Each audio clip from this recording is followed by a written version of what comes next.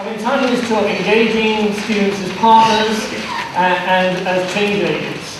My focus is going to be as partners and change agents in learning and teaching in higher education. I'm not going to say very much, nothing at all, about engaging them in quality assurance processes or the REP system. Daisy has already referred to some of those aspects. Nor will I say anything about sort of active change agents in an extracurricular framework, which could be, all those can be important, but my focus is going to be on learning and teaching in higher education. And I start there with a wish, if you like, a long-term wish that we move towards a situation where there are opportunities for all students to engage in partnership in all higher education institutions. We're a long way off from that, but it's a direction of move. I've been introduced already, so I'll go this quickly. I'm now up to 5 years ago I was at Gloucestershire as a professor of geography there, and I then, since then I've been a full-time higher education consultant and researcher. It's a great life.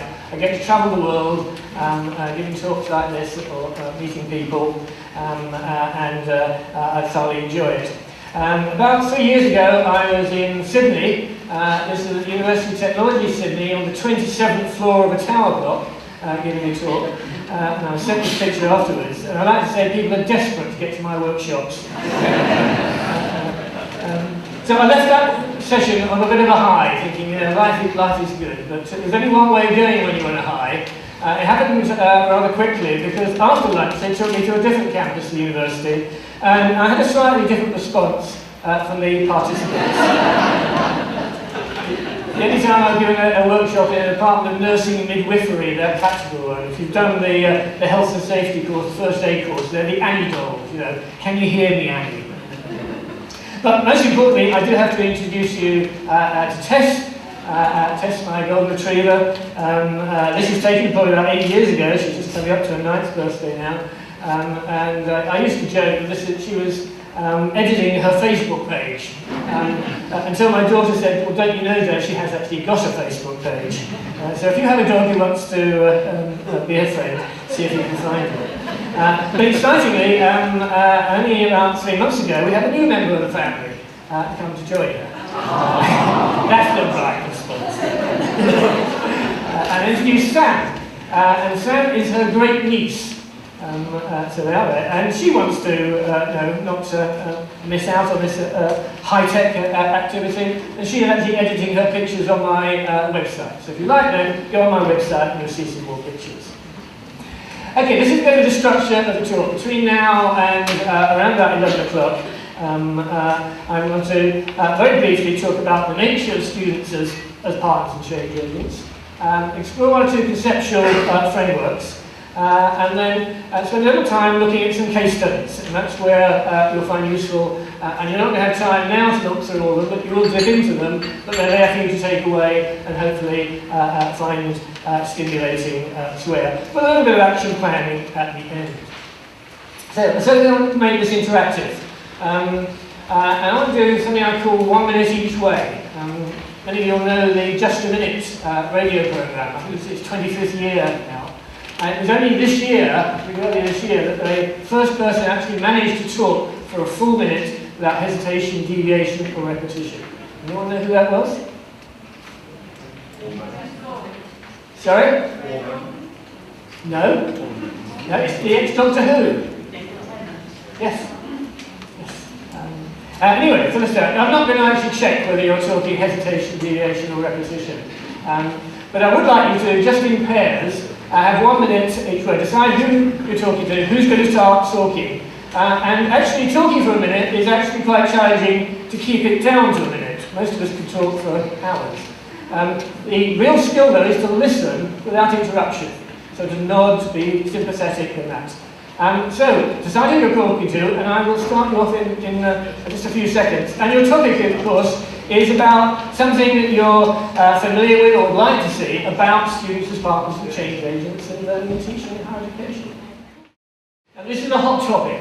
In the last 3 years, I've found it difficult to go to any conference on higher education where there hasn't been a keynote or a theme or a session on students as partners or some related theme to that. And the number of publications have come out in the last few years, but it is only the last few years. I think the Institute came out in 2009, about the earliest, 2009, 2010. The first one on the left is from the States. The one on the right is actually edited by a student who was at the University of Sheffield at that time, worked with Phil Levy on their catalog. More recent ones, we have a seminal one from students of change agents from the University of Exeter. We have a very important one, the manifesto for the partnership came from the NUS. I'll quote from that a little later. An edited book from Birmingham City University, which is one of the early universities to do a lot of work in this area. And then more recently we had a massive tome on the Student Engagement Handbook, edited by two people from then Exeter. Durfell has now moved on to UCL, and that's about 900 pages long with about 40 or 50 chapters in it. There's a Cedar book Colin Bryson's produced. There's another book from the co-authored by three people, two from the States and Kathy Bogle from the University of Glasgow. And then last year, two publications I was involved with, the one on the left, which will be drawing some material from today, which is about 37,000 words, and a much briefer framework document which summarises some of the issues, but also talks about some principles coming out from the Higher Education Academy. There are also a couple of journals which have come out. One from Greenwich, and it came out earlier this year. Change Agents Networks had its first issue out now, and a rather longer lasting one, which is now in about its 8th or 9th year, from Bryn Mawr College in the States. So there's a lot of interest in this topic, publishing opportunities and literature out there. One, of course, is what do we mean by students as partnership? I want to tease that out in a variety of ways. This is taken from some work by Kathy Bogle, who reflects on it being a sort of ladder of participation. It's taken from some work by Einstein, some of you may be familiar with, much more community-based there, and applying that idea. So at the bottom of the ladder is really just us. At the top, very top of the ladder is really students in control. And we're largely concerned, if you like, the top part of that ladder, but may not be students as control, though it can be very appropriate in some cases. The partnership element will be from about halfway up that ladder to the penultimate step there.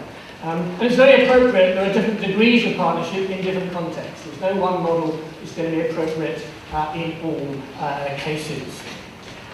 Take a quote here from Rachel Winstone, who used to be the Vice President for Education for the NUS, was largely the main author of that NUS manifesto. I'll let you read that quote.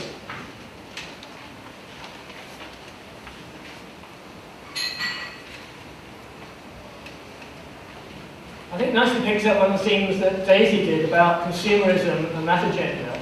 And I'm very encouraged by this. This is coming from the NUS itself, actually criticising the consumerist agenda and saying, no, we want the partnership agenda, but it's actually quite a radical one, and we need to stop just talking about it and get on and do it, and actually be practical about it. It has the potential, in her perspective, to actually bring about social and educational transformation.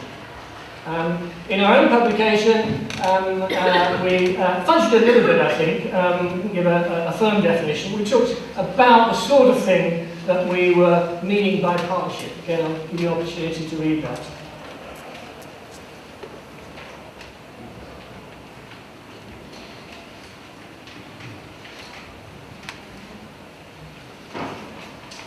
So, as Daisy said, partnership is about two sides. It's about staff and students working together. It's not one side telling the other what to do. That's not partnership.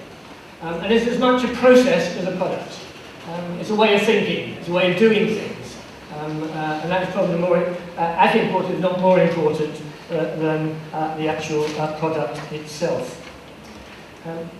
You've already seen this diagram that we produced in the publication this time last year when it was launched. I'll expand on it a little bit, but you will find it on page 2 of the handout, it doesn't produce a very good slide to be able to see it unless you're close to the screen.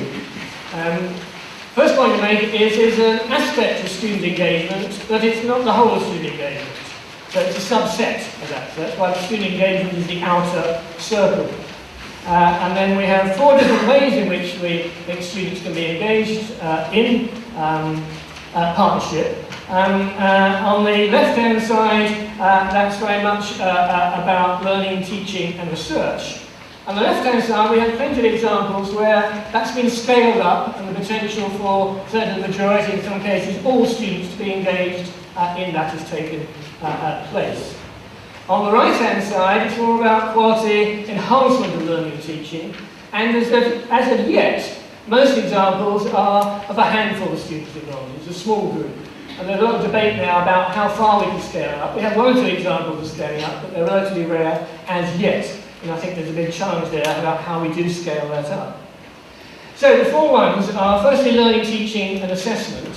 That's where students are actually engaged in active learning, in part of it, and we heard a good example of that from the history, for example from Daisy. And indeed in one of the responses to the conversation. I think the best examples of partnership in learning, teaching, assessment are where students take on the role of teacher. We break down these roles of teacher and student. And when we have peer assessment, when we have peer learning in a variety of forms, and students teach each other students, and in some cases assess them, giving formative feedback, or in 1 or 2 cases summative feedback, it's a very effective way of learning. As we all know, the best way to learn is to try and teach somebody else. And we've heard a bit already today about subject-based research and inquiry. It's great to be celebrating here today some of the outputs of the URSS scheme here. There's almost 40 students posters in the foyer there. And I've done a lot of work over the years on that particular topic, getting students involved in research and inquiry. I'm not going to focus on that today, there's limited time. I'm instead going to focus on the right-hand side of that diagram, where I think we are at an earlier stage and have potential to expand. So the quality enhancement side is where I'm going to focus on. And the 2 aspects to that, what I call scholarship of teaching and learning. Many of us are involved in that, investigating what goes on in the classroom. And our students then are our guinea pigs, they are our subjects. Those are the people we go and interview or do focus groups with. My question is, well, why not get students actually doing scholarship of teaching and learning projects themselves? Why shouldn't they investigate the teaching of geology here, seeing you there, in the park, as well as doing something on volcanoes or plate tectonics or whatever other projects they might be doing. That can be as a valid a final year project as one in the discipline, the teaching of the discipline. So getting students involved in scholarship and teaching and learning projects. And then perhaps the smallest areas yet, and Luke's already referred to 1 or 2 examples here where this is taking off, where students get involved in curriculum design and pedagogic consultancy. Probably the most common example is where we get students producing effectively open educational resources. Often we get students who write a 1,500-word essay on it. Well, why not? We're often faced with a situation where we don't have time to get through the syllabus we'd like to. We're always short of time. Why not get students and different groups of students to produce resources on some of the topics that we don't have time to cover? And then they can go up in the VLE and actually be a resource for students, not only in that cohort, but in future cohorts. So they're producing teaching materials which will actually expand the subjects being covered. There are other examples you'll see in the handout we'll be looking at in a moment. So let's move on to the students as change agents element there. But before I do that, one comment that always comes up about this topic is, well look, we've had at least 6 years training in this, and being a lecturer for 10 years. How on earth can we get students involved? They're not the experts. How can they? No, they're not the experts in the subject matter. And this quote from Cook-Sazer and others, I think, summarise that. Okay, I'll let you read it.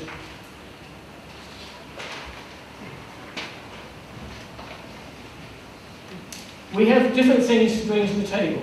One of the things that the students bring to the table, they are students. They have that current experience of being students. And as we get older and older, we forget what it's like to be a student. to be learning that for the first time, and the problems of learning a new topic for the first time. So they bring different things to the table, not equal things, and that's the quality of partnership, the value of partnership, when people are bringing different things to the table, and they all have things of value. And I've been amazed at the quality of both the work that students can do when we give them their head and suitably scaffold it, and the ideas. I've been involved in a number of Change Academy projects, which the HEA did that, where they insist at least one student, sometimes more than one student, are involved as part of that discussion group, along with 4 or 5 members of staff. And every time I've seen that, my observations have been actually the student has made a stronger contribution than some of the staff there, whatever that topic happens to be. They do add value to that. So, students are change agents. Again, I'll let you read this quote from Liz Dunn.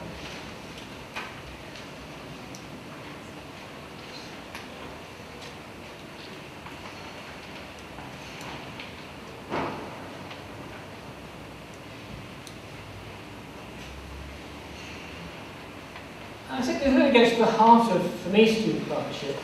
This is, for me, is going beyond the student voice.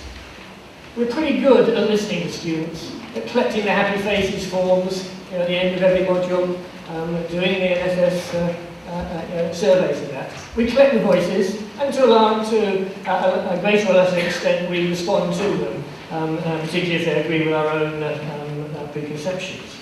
But actually getting students there at the table, actually involved in decision making, is rarer. And that's the direction I think we need to move, to go beyond the student voice. And in a very influential publication, Liz Dunn and Zoe Zandastra produced this model of the students as change agents. And you'll see, again, this has axes to it. Emphasis on the student voices in the top half of the diagram, where student engagement is in the bottom. And from left to right, it's really where the driver comes from. Is the driver coming from the university, or is it coming from the students? And what we're really concerned today is in that bottom half of the diagram, where students become partners and co-creators and experts in their own way, and students as change agents themselves. I want to tease out some examples there. And in the limited time we've got left, I want to spend quite a bit now looking at some specific examples. And in the handout from page 3 onwards, I've taken a number of mini case studies, and these are very select group. If you're interested in it, there are many more on my website where you can find them. These are just some selected ones under 5 headings, where students are pedagogical consultants and ambassadors. The pedagogical consultants idea is where you actually invite students into your sessions to observe your teaching. You do a lot of that peers doing it, but it's rare to have students come in to do it. You don't get students who are building power relationships there. You get a student from a different level, and you agree what you want them to observe. So you may say, look, I'm trying something new now, and I'm not quite sure how the students respond. Can you focus on how the students are responding to that idea? And then go and sit in the cafe with them afterwards and have a chat with them. They will have a conversation with students that you'll never have, and then they will report back. So again, they can add value to that conversation. Then there were students actually involved in the design process, co-designing the course. We traditionally think that is our prerogative. We design the course, and we give it to the students. Why not involve the students actually in some of the decision making in the design of the courses? So you see some examples there. Then some examples where the students become the teachers, become the assessors. Somewhere they become the scholarship of teaching and learning practitioners, actually investigating what's going on in the teaching and learning in the classroom. And then finally, at perhaps a slightly higher level, where students are involved in some of the strategic level decision making. Maybe at the department, maybe at an institutional level, and maybe even be doing some advisory work. So lots of examples to choose from. I want to suggest in the next little while you just skim read 1 or 2 of those examples, check with the person sitting next to you you're reading something different from what they're doing, and then when you skim read, you say, look, one interesting thing I just read about. Don't try and summarise the whole thing, but just think, oh, this is really interesting. And what we're trying to do here is to leave today with some ideas you didn't have when you came in. So if you read something, you find this is boring, I've been doing this for 10 years, life's too short, find another example. So you're challenged to find something interesting that perhaps you haven't come across before, and then share that example with your partner. Okay? So let's move this on a little bit. We're talking about different, some of these are fairly generic schemes, some are very discipline-based. And this is discipline in a rather different context. It's police dogs being disciplined not to respond to extreme provocation. And lots of discussions about whether that cat was really there or was pasted in afterwards. The student did very well. There is actually a reflection of that cat's paw you see in the puddle. I used to think, well, no self-respecting cat would walk through a puddle, let alone through, in front of those marauding beasts. And you can see which one's about to break. But then I found that, like students, cats are different. Somebody said, well, my cat gets in the shower with me. Can't be a cat. But you can imagine the conversation that takes place that evening after a hard day's work with those police dogs. At that point, I have to say that I do like cats as well. But of course, there are different perceptions of that event. So the dogs might be dreaming that night of this sort of approach, where I think the cat might have a rather different dream, more like that. Okay, last exercise, for about 3 or 4 minutes. If you can, a bit difficult in the area, you can turn around, perhaps talk to somebody a little different, or groups of 3 and 4. Just a little bit of talking about an idea which has already come up today, or you already had, but at least one of you is thinking of putting into action. And they can explain that idea and use the others of you just as sort of critical friends of teasing out what that idea may be. So a little bit of action planning for 3 or 4 minutes before I wrap this up. Thank you very much. Again, great classic conversation. I'm not going to answer any feedback this time. I always have to have feedback. I hope you've had an interesting conversation. Whether you were talking about the tennis last night, or that probably would have been, or something else. Hopefully you've had some ideas for it, and that will just continue conversations during the day. I just want to wrap this up so we can get a little bit more back on time. I started, this is my goal, I suppose, in the long term. This is talking about 10, 20 years sort of run. But it should be the norm, not the exception, that students are engaged as co-partners and co-designers in, as I say, all university and department learning and teaching initiatives, strategies and practices. We're a long way off from there, but I think it's the direction of travel. We're hearing a few examples of that. I also wanted to become more the norm than just the exception. Now, I think if students as partners in change agents is really going to take off, it's going to be truly integrated into higher education, then it actually begins to challenge what the nature of higher education is itself. And that's one of the interesting debates that occurs around this subject. It actually goes to fairly fundamental things about the nature of higher education, who has the power, who are the teachers, who are the students. And we're going to break down some of those barriers. Many of you here will be already embedded in this sort of discourse and want that to happen. You come to this conference, that's why over here. One or two of you may be a little bit sceptical, and certainly some of our colleagues will be sceptical. And I often use this quote from Angela Brew of developing inclusive, scholarly, knowledge-building communities. That, for me, is at the heart of what higher education should be about.